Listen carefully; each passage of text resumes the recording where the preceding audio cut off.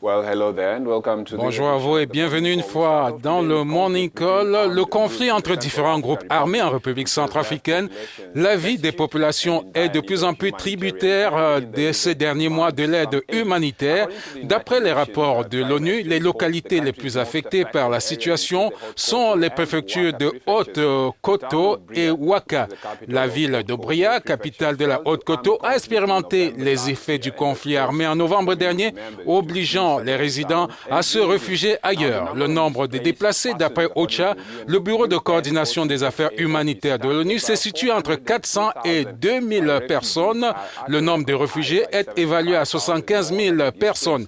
L'élection l'an dernier du président Faustin Archange Touadéra était porteuse d'espoir, mais 13 mois après, l'État peine encore à imposer son autorité au-delà de Bangui, la capitale.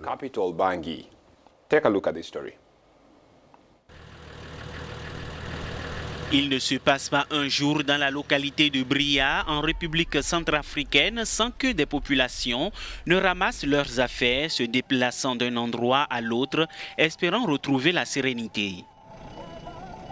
Disons qu'ici, les attaques à main armée sont fréquentes. Sur le plan économique, le phénomène des barrières illicites érigées sur les différents axes qui relient Bria à d'autres villes a eu un impact sur les commerçants soudanais qui ne peuvent plus faire les voyages de peur d'être dépouillés. Conséquence, le marché est vide.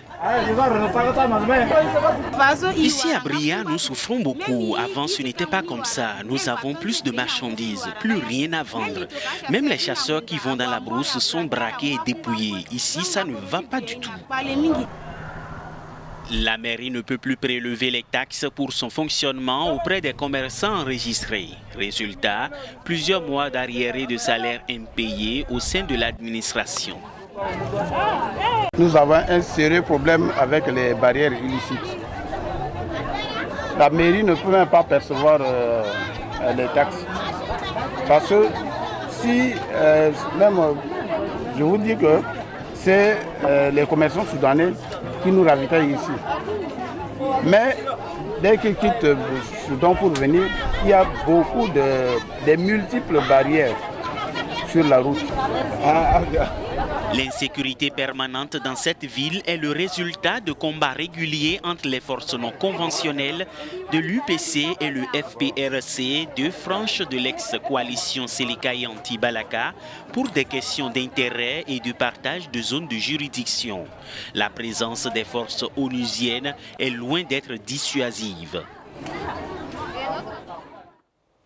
Un an après la transition politique qui a amené Touadéra au pouvoir, 60% du territoire est toujours entre les mains des groupes armés. C'est ce que rapporte l'organisation Oxfam International qui met en garde contre un retour à la case départ dans le pays dans un contexte d'affrontements entre de nouvelles coalitions de groupes armés. Ces affrontements ont déplacé déjà 100 000 personnes au cours des 6 derniers mois. Par ailleurs, toujours selon Oxfam, 48% de la population centrafricaine souffre aujourd'hui de la faim et ne mange qu'une fois par jour. Pour tenter de mieux comprendre la situation en Centrafrique, nous parlons ce matin avec Alphonse Mulumba, chercheur en sciences politiques basé à Perth en Australie.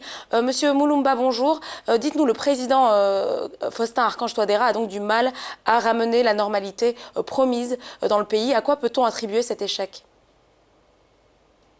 Il serait d'abord important de peindre un tableau du pays que M. Touadéra avait hérité du gouvernement Bozizé et aussi des gouvernements de la période de transition. Touadéra avait hérité d'un pays complètement déchiré et divisé par des conflits communautaires. Un pays à 60% entre les mains des groupes rebelles. L'économie était complètement à terre. La production minière était très basse, la traçabilité des minerais était tellement difficile parce que les groupes armés avaient leur main et leur contrôle sur presque toutes les régions minières. Donc la RCA était pratiquement un pays couché sur son dos avec la main tendue pour être relevé.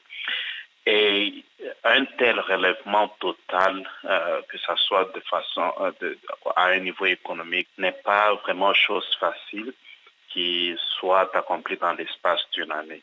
Néanmoins, il y a des signes qui donnent l'optimisme et prouvent que le pays marche et avance dans une bonne direction, dans une direction promettante.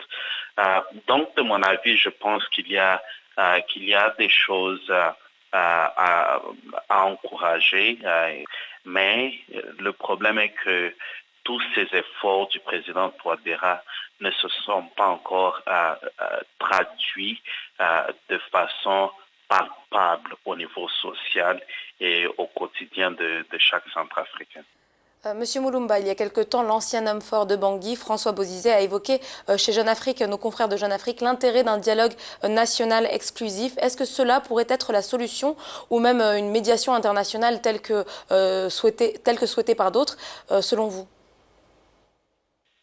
Quand on regarde à l'une des stratégies de pacification que le gouvernement Touadéra avait mise en place dès ses premiers jours, le DDR, le désarmement, la démobilisation et aussi la réintégration des ex-combattants.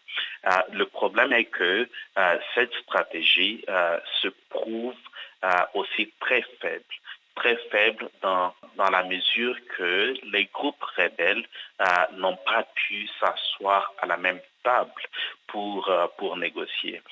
Je pense qu'il y a ici un besoin très fort d'avoir une sorte de table ronde ou bien une réunion avec une médiation internationale ou bien sous-régionale, tel que ça s'était fait à Sun City dans le cadre de la RDC.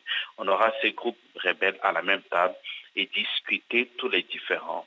La médiation, c'est quelque chose qui peut sortir la Centrafrique de l'impasse. Si on va seulement par la voie militaire, non seulement que ça va prendre du temps, mais ça va aussi coûter cher et ça va aussi coûter des vies humaines.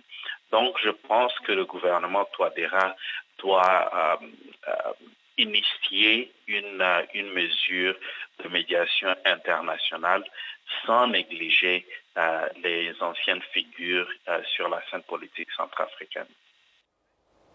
Voilà, merci beaucoup, c'était Alphonse Malumba, chercheur en sciences politiques au sujet des défis actuels de la République centrafricaine confrontée à la violence. From the Central African Republic, he now resides as a citizen in Australia. Some positivity right there.